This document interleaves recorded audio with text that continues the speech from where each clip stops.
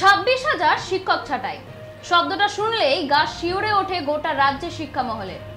2025 সালে supreme court যে রায় দিয়েছিলেন সেই রায়ের ফলে হাজার হাজার মানুষের স্বপ্নের ঠিকানা বদলে যায়। নমস্কার, আমি শ্রেয়া, আপনারা এখন দেখছেন সংবাদ শিরোনাম। আজকের বিশেষ প্রতিবেদন হলো এসএসসি মামলার সুপ্রিম কোর্ট ঠিক কি রায় দিয়েছেন সেটাই আপনাদেরকে শোনাবো। 2025 সালে সুপ্রিম কোর্ট এক ঐতিহাসিক রায়ে বাতিল হয় প্রায় 26,000 শিক্ষক শিক্ষিকার চাকরি। এই রায় অনুযায়ী প্রাথমিক শিক্ষক নিয়োগে বড় সড়ো অনিয়ম ও স্বচ্ছতার অভাব ছিল বলে জানানো হয়। আদালতের পর্যবেক্ষণে উঠে আসে ওএমআরসির যথাযথভাবে স্ক্যান হয়নি, অনেকের নম্বর বদলে গেছে এবং একাধিক প্রার্থী নিয়ম না মেনে নিয়োগ পেয়েছেন। দেখে নিন ঠিক কি রায় দিয়েছে সুপ্রিম কোর্ট। বলেছেন যে যাদের ওই বেতন ফেরত দেওয়ার কথা তাদের বেতন ফেরত দিতে হবে, 3 মাসের মধ্যে নতুন সিলেকশন প্রসেস সেটা ইনিশিয়েট করবে। ফলে এই বলা যেতে পারে কলকাতা হাইকোর্ট যে রায় দিয়েছে সেই রায়ের অংশটি আপলোড করেছে। এই রায়ের পর রাজ্যের শিক্ষা মহলে শুরু হয় প্রবল চাঞ্চল্য। যারা বছরের পর বছর ধরে স্কুলে পড়াচ্ছেন, হঠাৎ তাদেরই পরিচয় হয় অবৈধ শিক্ষক হিসেবে। কেউ 5 বছর, কেউ 7 বছর ধরে ক্লাস নিচ্ছেন, সবাই রাতারাতি চাকরিহারা। এই ঘটনায় সবচেয়ে বেশি ক্ষতিগ্রস্ত হন সেই শিক্ষক শিক্ষিকারা যারা নিছক স্বপ্ন দেখেছিলেন পড়ানোর। দেখুন যে শিক্ষক শিক্ষিকারা কি মন্তব্য করছেন এই ব্যাপারে। আমাদের মেইন ডিমান্ড হলো 22 লক্ষ মিরর ইমেজ পরিষ্কার প্রকাশ করতে হবে। আমরা এই চাকরির জন্য কোনো পরীক্ষা দিতে দেবো না, যদি দিতে হয় আমরা নতুন চাকরির জন্য পরীক্ষা দেবো, এই চাকরির জন্য পরীক্ষা দেবো না। কারণ আমরা প্রত্যেকের পরীক্ষায় কোয়ালিফাই করেছি এবং 7 বার ভেরিফিকেশন হয়েছে।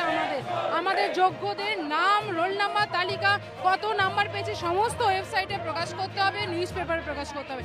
এই রায়ের বিরুদ্ধে শিক্ষক ও নিয়োগ প্রার্থীরা সুপ্রিম কোর্টে যান। সেখানে দীর্ঘ শুনানি চলে, সব পক্ষের যুক্তি বক্তব্য শোনা হয়। দেখুন কি রায় দিয়েছেন সুপ্রিম কোর্ট।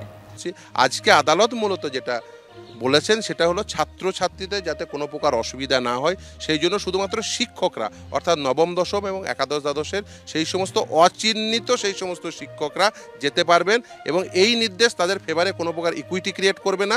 এবং একটি আন্ডারটেকিং দিয়েছেন এসএসসি যে 31 মের মধ্যে অ্যাডভার্টাইজমেন্ট করবেন এবং 31 ডিসেম্বরের মধ্যে তারা এই নিয়োগ প্রক্রিয়া কমপ্লিট করবেন। এই আন্ডারটেকিংয়ের উপর ভিত্তি করেই শুধুমাত্র ছাত্রছাত্রীদের কথা মাথায় রেখেই শুধুমাত্র শিক্ষকরা, নবম দশম এবং একাদশ দ্বাদশের শিক্ষকরা তারা এই শিক্ষাবর্ষে যেতে পারবেন, কিন্তু এই নির্দেশ তাদের ফেভারে কোনো প্রকার ইকুইটি ক্রিয়েট করবে না।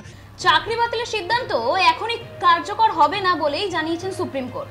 শিক্ষক শিক্ষিকারা আপাতত ক্লাস নিতে পারেন, তবে বেতন পাবেন। তবে চূড়ান্ত সিদ্ধান্ত এখনো আসেনি। এই ঘোষণার পর অনেক শিক্ষক স্বস্তির নিঃশ্বাস ফেলেছেন। কেউ বলেছেন আজ অন্তত ছাত্রদের সামনে গিয়ে মাথা উঁচু করে দাঁড়াতে পারছি, আবার কেউ বলছেন চূড়ান্ত রায় না আসা পর্যন্ত ভয়ের শেষ নেই। তবে অত্যন্ত এবার কেউ আমাদের কথা শুনেছে। আমরা চাইছি যোগ্যদের চিরতরে এই যে নরক যন্ত্রণা থেকে মুক্তি দিতে হবে যোগ্যদের।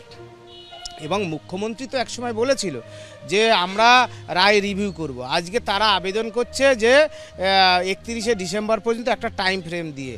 চাকরি হারানো শিক্ষক শিক্ষিকাদের জন্য সুপ্রিম কোর্টের রায় কিছুটা স্বস্তি মিলেছে বলেই জানা যাচ্ছে। এর পরপরই নবান্ন থেকে মুখ্যমন্ত্রী মমতা বন্দ্যোপাধ্যায় আশ্বাস দিয়েছেন যে এই সমস্যার সমাধান আগামী বছরের জন্য ফেলে রাখবেন না। তিনি জোর দিয়ে বলেছেন যে 26-এ নয় 25-এর মধ্যেই সমস্যার সমাধান হবে। ঠিক কি বললেন মমতা বন্দ্যোপাধ্যায়, আসুন দেখে নিন।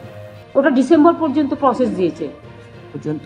সোফার আইনো সোফার আমি আমার উকিল যেটা আমাকে লয়ার যেটা ব্রিফ করেছে আপ টু ডিসেম্বর পর্যন্ত টাইম দিয়েছেন।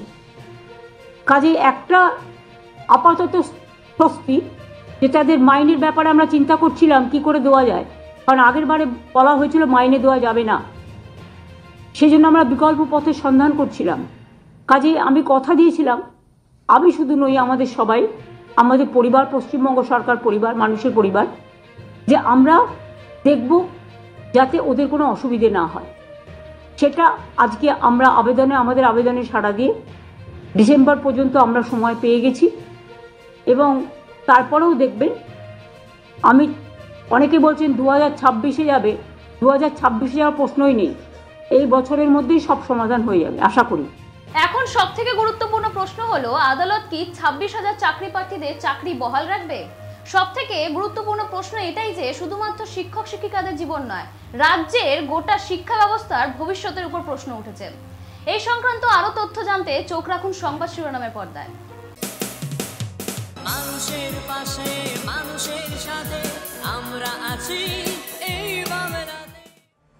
আপনারা দেখছেন সংবাদ শিরোনাম। দেখলেন তো অনেক কিছু, এবার দেখুন নতুন কিছু।